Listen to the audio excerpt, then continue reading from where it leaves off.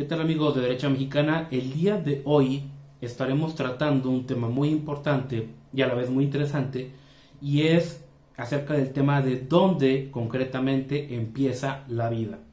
¿Por qué? Bueno, bien, principalmente ya que uno de los argumentos más utilizados por los sectores pro muerte es de que el embrión no es una persona o un ser humano, sino que no es más que un conjunto de células. Pero ¿qué tan real es esto? Bueno, vamos a verlo. De Beauvoir pensaba que este individuo era un intruso, una especie de invasor, o incluso hay quienes tienen una triste y lamentable muestra de ignorancia y se atreven a comparar la vida humana con un páncreas o cualquier órgano reemplazable. Esto es sumamente alarmante porque al querer transformar el lenguaje se pretende implantar en este inconsciente colectivo que la vida humana es algo reemplazable y cuyo valor depende de nuestros intereses. Nosotros sostenemos que la vida empieza en la concepción y esa vida es un ser humano, más allá de cualquier cosmovisión religiosa o política. ¿Ok? Miren, retomando el tema del lenguaje, debemos entender la diferencia de los términos, ya que coloquialmente se le puede llamar al fruto del vientre, niño, bebé, hijo, etc. Pero el lenguaje médico es completamente diferente. Y en este caso me gustaría citar una frase del libro de biología de Campbell Rees. Y él dice: es difícil imaginar que cada uno de nosotros comenzó su vida como una sola célula del tamaño aproximado del punto final de esta oración. Es decir, cuando analizamos este libro de cualquier biología humana, es un hecho tan básico y elemental que la vida humana empieza en la concepción, e incluso se da por hecho en los libros de biología. Ya en materia de embriología encontramos que el producto de la fecundación se llama cigoto, y este se divide rápidamente originando una especie de pelota de cientos de células y después se ahueca. Después de todo este proceso, el interior de la pelota se forma un montículo de células que es lo que dará origen al embrión, mientras que lógicamente las células de la capa exterior pues van a dar origen a la placenta. ¿Ok? Después de 5 o 7 días aproximadamente de la fecundación, esta pelota deja de flotar en las trompas de falopio y pasa a adherirse al útero materno, porque solo una mujer puede quedar embarazada. Nunca pensé que decir algo tan obvio desatara tanta polémica en este siglo XXI. Pero bueno, prosigamos. Después de estos movimientos, achatamientos y otros movimientos más, el embrión adquiere la ya conocida imagen pues del embrión, que se conoce como forma de dinosaurio. Esto coloquialmente, ¿verdad? Esto ya por la 5ª semana de gestación. Después de esto, ya empieza a adquirir la típica forma de bebé humano, justamente alrededor de la 8ª semana. Ojo, aquí no solamente empieza a adquirir la fórmula, sino que tiene los órganos del cuerpo ya formados. Es aquí donde el embrión se le pasa a llamar feto. En este periodo los órganos empiezan a crecer, pues ahora sí que con la finalidad de preparar esta vida humana para su exposición extrauterina, es decir, para ya el nacimiento. Además de esta información que les estoy compartiendo, debemos entender que al fusionarse el material genético tanto de la madre como del padre en la fecundación, surge el cigoto. Y esta es una célula que presenta una dotación de material genético única entre los seres humanos. Y la única manera en que esto puede repetirse es si este ser humano tiene un gemelo, es decir, el tema del ADN, ya que cada ser humano tiene un ADN distintivo, incluso el ADN del hijo es muy diferente del de la madre. ¿Ok?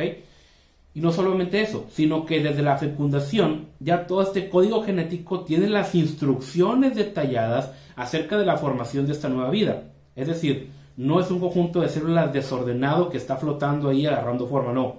Desde la concepción ya trae todas las instrucciones en su ADN de cómo va a proceder a generar vida. No es como pensaba Aristóteles, si recuerdan el video de El alma aristotélica, u otros filósofos como Platón, que citan los por muerte, que pensaban que al inicio todo era un caos, un conjunto de carne desordenada, y que después iba ordenándose y el alma se iba embebiendo. Ahora, gracias a la ciencia, podemos saber que ningún punto de toda esta teoría es cierto, ¿sí? En ningún punto hay desorden generalizado, sino que desde la fecundación Todo viene exactamente definido y las instrucciones claramente dadas. De hecho, en su gran mayoría de formación, va a depender de su propio ADN, el propio ADN del producto de la fecundación, ya que los genes de la madre no impactarán en temas como la discapacidad genética, tendencia a la gordura, altura, el color de ojos o incluso algunos rasgos de su personalidad. Entre otras cosas, podemos decir que lo que haga la madre, pues ahora sí que no tiene gran relevancia. Ojo, no estamos diciendo que si la madre se alimenta mal o si consume alguna especie de droga no va a hacer daño, no, estamos hablando acerca del ADN. Y lo que estamos dejando en claro es que el ADN de esta nueva vida ya tiene gran cantidad de instrucciones, ya tiene una gran cantidad de información para la formación de una nueva vida. Y al estar dentro de la madre es necesario pues para la toma de nutrientes, entre otras cosas. Pero los genes de la madre no dominan en la formación de la vida como los propios del embrión. Es decir, yo estoy dentro de este cuarto, pero yo no soy parte de este cuarto. Es lo mismo que pasa con un embrión, una nueva vida. Está dentro de la madre, pero no es parte de la madre. ¿Okay?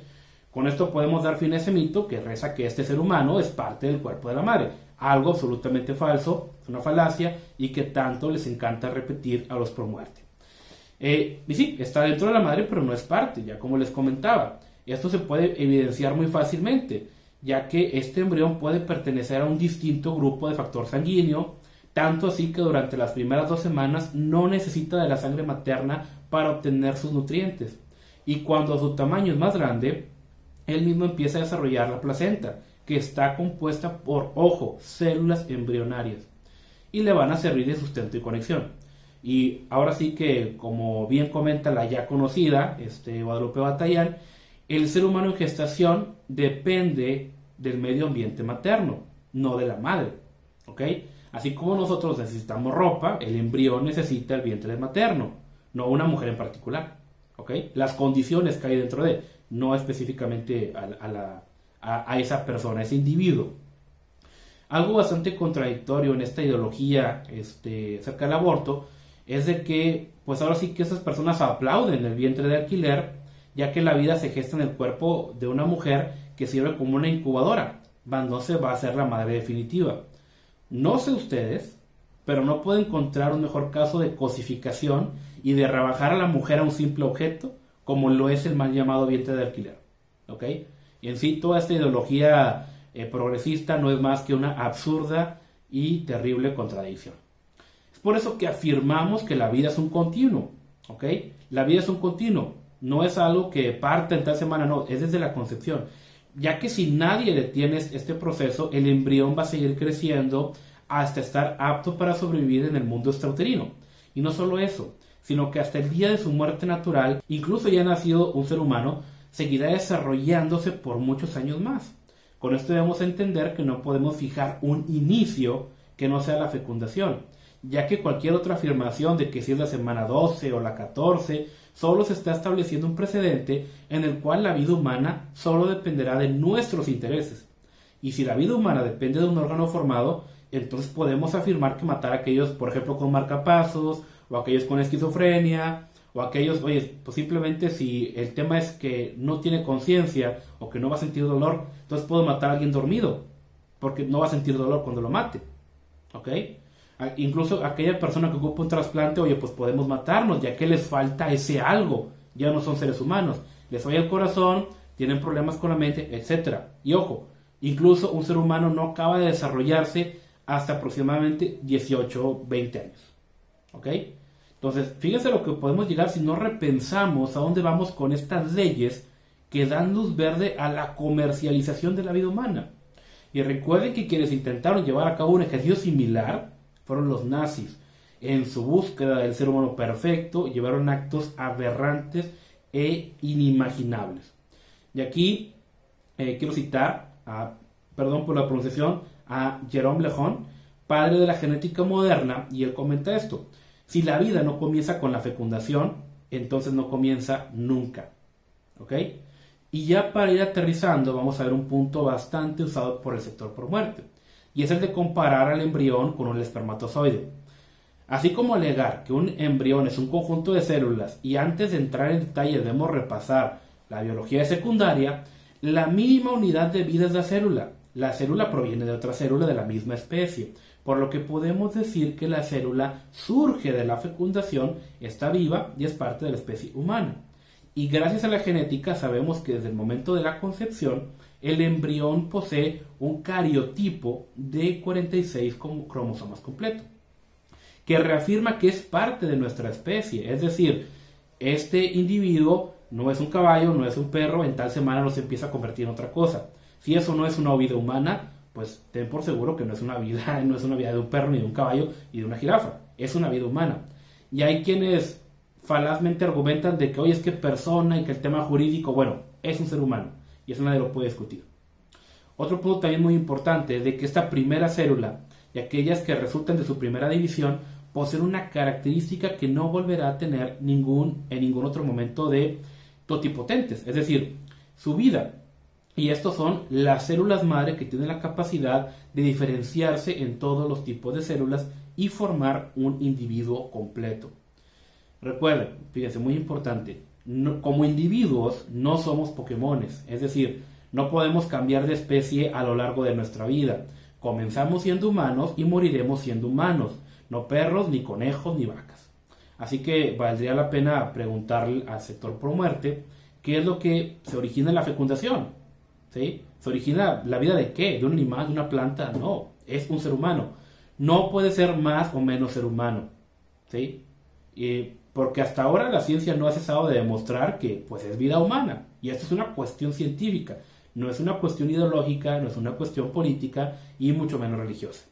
Si hay alguno que insiste en comparar el cigoto con el espermatozoide, debemos recordarle a esa triste alma en pena que el espermatozoide es un elemento unicelular, no podrá cambiar por sí solo, nunca, ni tiene propiedades de evolución, así como lo es el óvulo.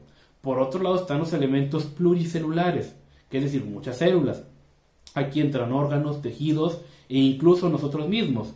Nuestros órganos, al final de cuentas, están formados por células y si nos vamos bajando, somos también nosotros un conjunto de células.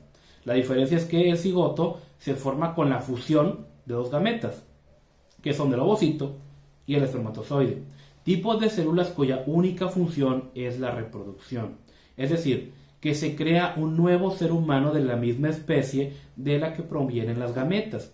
Y como lo hemos estado comentando, en el cigoto están todas las instrucciones para la formación ordenada y sumamente compleja de este nuevo ser humano. Y como verán, hasta este punto nos hemos remitido a argumentos completamente científicos. No apelamos a ninguna religión o confesión de fe. Apelamos al sentido común, a la razón, a la lógica y al pensamiento objetivo. Por lo tanto, digámosles a todo este sector que solo sirve de tonto útil a los intereses de las multinacionales abortistas, que saquen su ideología de la biología. ¿Ok? Amigos, es muy importante saber entender y saber diferenciar todos estos puntos, ya que cuando tú conversas con ese tipo de personas, siempre tienen los mismos tipos de argumentos, de que es el cuerpo de la mujer, no es cierto, de que es que se compara con un espermatozoide, no es cierto, ya lo hemos comentado. Simplemente nuestro cuerpo a lo largo del día pues se mueren células también, está el caso de las células de la piel también que se van dañando, etcétera, etcétera, etcétera. La diferencia es de que pues una nueva vida es la fusión de estas dos células reproductivas y esto a su vez da como producto a un nuevo miembro de la especie humana. Y repito, muchas personas se van por la tangente al hablar de temas jurídicos y es que una persona tiene que adquirir cierto compromiso y demás y conciencia. Simplemente un bebé no tiene mucha conciencia. Un bebé ni siquiera sabe hablar. Entonces podemos matarlo. Incluso hay personas que en la adolescencia no tienen mucha conciencia. Podemos matarlas también. Cuando entramos en este punto, nos podemos dar cuenta que al final de cuentas, valga la redundancia, lo único que están haciendo es tratar de justificar la muerte de un ser humano con razón o en beneficio de los intereses particulares de un sector. ¿Ok? Y lo cierto es de que, por ejemplo, en Argentina, donde se acaba de legalizar tristemente este genocidio, más del 80% de las mujeres en condición vulnerable o de pobreza están en contra del aborto. ¿Sí? En cambio, las mujeres ricas, que en su mayoría, igual un 80-90%, están a favor del aborto. ¿sí? Realmente esto no es ningún derecho, no es un tema de salud, todo lo contrario. Es un negocio multimillonario, muy lucrativo, y ahora sí que el objeto de venta es el ser humano. Algo sumamente triste y lamentable. Muy bien amigos, hasta aquí ha sido este video. Como yo siempre les digo, recuerden que el socialismo no funciona y a los hechos no les importan tus sentimientos.